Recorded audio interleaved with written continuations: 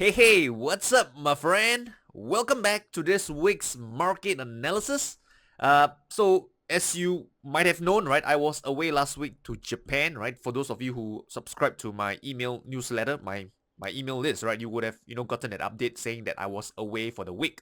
So now that I'm back from Japan, and it was a great trip. And if you ask me, one of the thing that really stood out the most while I was there is this, right? So I'm sure all of us can relate that the quality of the toilet that you go to kind of says a lot about the country itself, right? So in Singapore, right, I would say the toilet are pretty okay, right? I wouldn't say it's the best, right, because I've definitely seen better ones out there. So when I went to Japan, I am amazed by the quality of their toilet, right? Whenever you go to a toilet, there is always enough toilet rolls for you, right? In Singapore, sometimes when you go to the toilet, there is just no toilet roll at all. But in Japan, everyone that I've been to, not only is there sufficient toilet roll, there is more. There is easily, right, 3 or 4 ready down there for you. And there isn't that, stinky smell that you usually get from toilets. But the one thing that really blew me off is that I went to this particular toilet, and I believe it's from a tour agency come a coffee house. I don't know. It's like 2 in 1.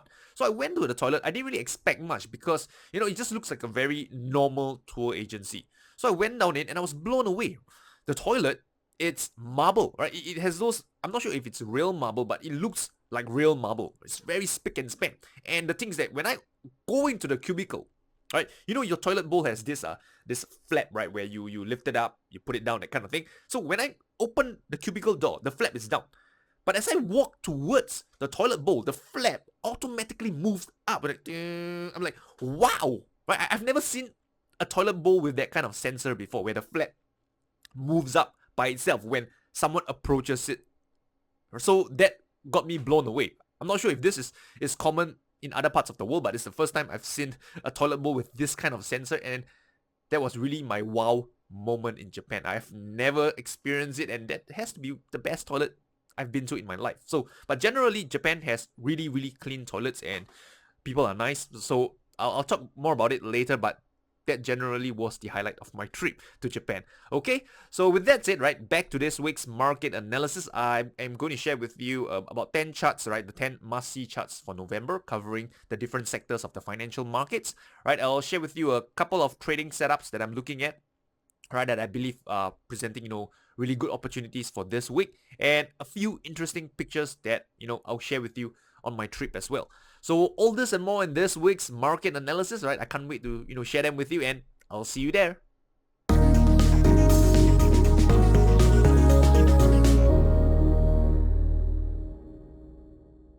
Okay, so these are a few pictures that I took in Japan. So can you guess what this is? What is this?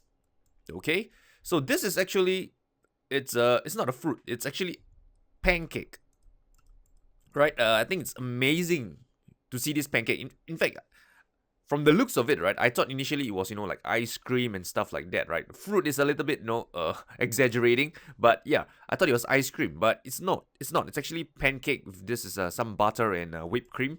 And the amazing thing is that from what I know of pancake, it's usually pretty static. It's fixed, and it's quite the texture is quite hard. But for this is extremely fluffy. If you shake the plate, this will wobble.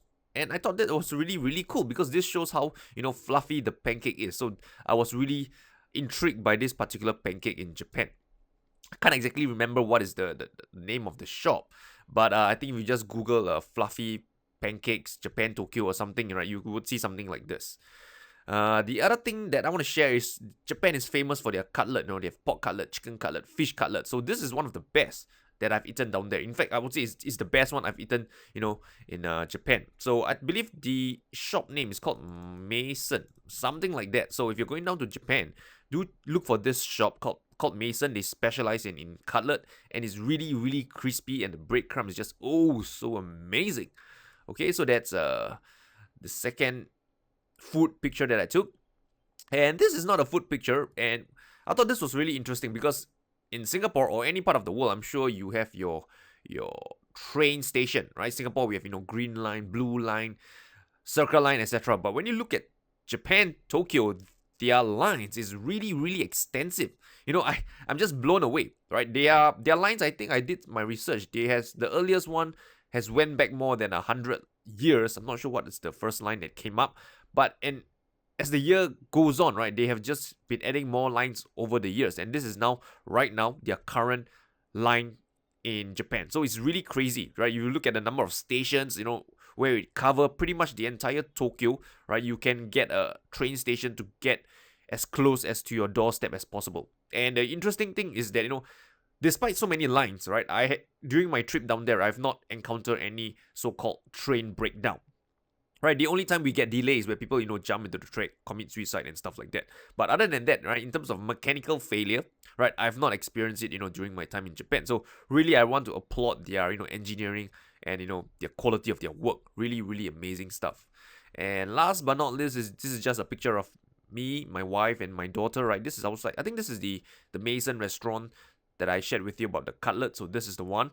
Okay, so yeah, that was just my short trip to Japan, and just wanted to share with you, what I went through over there. So anyway, back to this week's market analysis, right? Last week there was supposed to be a video. Obviously, while I was away, I didn't have time to publish a video. So what I want to do is just to go through the key financial markets, since it's the start of November. That's what I like to do, right? To cover with you, what's going on in the financial markets across the different sectors, so you know what to expect, and you know what's really going on. So the first one we'll cover is the forex market. This is euro dollar. Okay, so you can see that euro dollar pretty much formed this head and shoulders pattern, and this is the neckline. It has broke the neckline, and right now it's consolidating below this area of support, otherwise known as the neckline for this head and shoulders pattern. So at this point in time, my bias is to, for swing trades, right, you could look for a shorting opportunity to the downside. Okay, so you can see that until this level, price breaks and close above this level, right, the bias should still be towards the short side. I know that, some of you may look at the, the 200 MA, which I keep using extensively. I would say that is very useful for trend following trades where you're not trying to ride long-term trend positions. But for swing trading, whereas you're just trying to get one swing out of the market, like, just one swing instead of riding the entire move, right, I don't really pay as much attention compared to trend following. So this is a potential swing trading trade, if you ask me. Two ways to look at it. Number one is that you can look at this as a potential bearish flag if the price were to break below it, right, could possibly retest back this lows over here. Alternatively, on the 4-hour time frame, you can see that this is an area of resistance. So if the price were to come in and then get rejected, that will be another possible setup for you to go short, right, at this area of resistance. So there are couple of ways to to trade this euro dollar trade. Pound dollar. Okay, so from the looks of this, to be honest, I don't really see anything right now in terms of trading setup. No doubt the trend is still towards the upside, the longer term trend, if you get out your 200 period moving average. But from the looks of price action, you can see that it's pretty choppy over here. So when when you get this type of choppy price action, right, chances are whenever you look at it, the price is just in the middle of nowhere, and this is a level that I don't want to trade from. So this is a typical setup that I would just stay out of it, right? Even though I have a bias, even though you have a bias in the market, if there is no setup presented, there is no reason for you to take a trade. Aussie dollar, this is similar to the euro dollar, but this time around it is weaker, as you can see that the price has now gotten below this 200 period moving average. In terms of setup, very similar. There is a potential bearish flag pattern over here.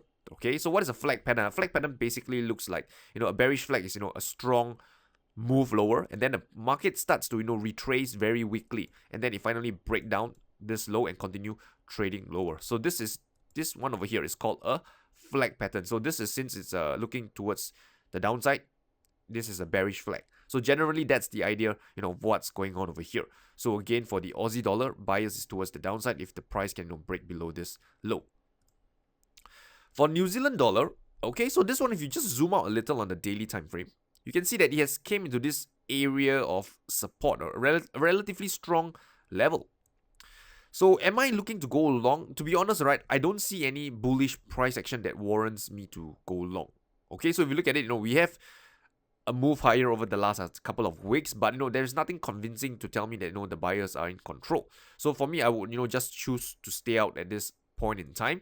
perhaps, we could get another retest back lower and then the price fails to break this support. That could give us a possible entry to go long. So this is something more of a, wait and see approach rather than, jumping the gun. Dollar Canadian, this is a market again, price is below the 200 period moving average, but I've got nothing, no setup down here. Price is in the middle of nowhere, and by now it should be familiar to you that I don't like trading when the market is just in the middle of nowhere. Dollar yen, this one, okay, this is pretty interesting. You can see that this market has came into this area of resistance, this 11430 level, and it's tested once, twice, thrice, 4 times, and still loitering around this area of resistance. So this is a sign of strength to me from the buyers, because if the level were to be strong, or if there would to be a lot of selling pressure, strong selling pressure, the price shouldn't be hovering at this area for a long period of time. So you can see that it came in, quickly got rejected, came in, quickly got rejected. But this time around, when it came in, it's hovering down here, it's trying to get to feel welcome, and whenever you see price action like this, there's a good chance that the market could break above this area of resistance. So keep a lookout for it, dollar yen. So for me, right, this is a potential scenario that could play out on dollar yen. So that's about the forex markets. Now let's have a look at just what's going on in the equity markets. So I think the S&P 500 will be a good representative, because I think if you look at this chart, clearly it's in a very strong uptrend. Has been respecting the 20 period moving average for quite a while. And if you look at it generally across the board, the equity markets are bullish. So there is no reason to be looking for short setups, right? Instead, the question should be, where do I want to get long? Okay, so equities tend to have a tendency to pull back. So usually equities, if you look for pullback trading setups, right, you should do okay, right? It has a tendency to mean revert. So for example, there's a S&P 500, the 20 period moving average would be, an area of value you can look to trade into. Or else you can, let's see what else we can see. On the 4-hour time frame, okay, you can, draw your levels, your support resistance levels, right? And these are, possible levels that you can look to trade if the market gets to these levels. Okay, so this is what's going on in the equity markets. Generally, this is, they're all bullish. For example, NASDAQ, this is the Russell 2000. Not as bullish, but again, the trend is still relatively intact, right? This is the UK FTSE, Hang Seng, Nikkei. You can see, right? Generally, they're all bullish. So with that said, let's move on to non-agriculture like Brent crude oil. Okay, so Brent crude oil, again, bullish. So you can see that the market has broken out of this area of resistance, this 55 level. Breakout, retest, and then it broke out again. So what's going on right now is that, what I'm seeing is that there is a potential bullish flag pattern. So the euro dollar, the Aussie dollar were a bearish flag pattern. So this to me is a potential bullish flag pattern. So if the pullback are weak, the body of the candles are relatively small, right? There's a good chance that if it does break out, it can continue trading higher. Right? This is for crude oil. Have a look at Palladium, bullish as well. Palladium is one of the metals, right? You have gold, silver, palladium, platinum, copper. But among these 5 metals, I find that palladium is the strongest among them all. Again, right, just simple moving average, get it out. You can see that it tends to respect this the area between the 20-50 period moving average. So again, right, just simple technical analysis, moving average and support resistance, right? This will be a level that you could look for long setups at around the 950 level, right? Confluence of this moving average and this support of this swing low.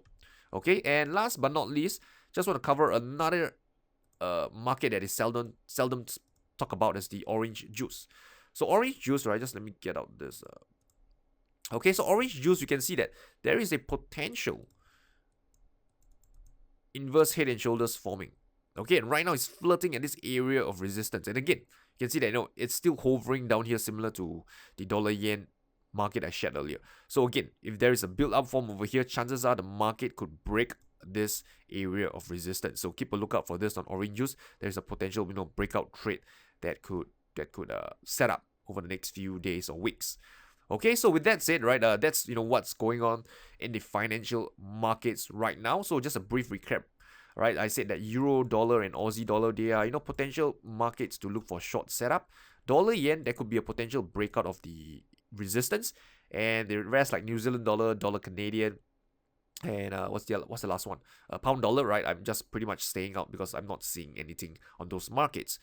Then we move on to the indices. Generally, they're all bullish. No reason to be looking for short setups because, everything is bullish across the board. Oil is bullish as well. Palladium is bullish.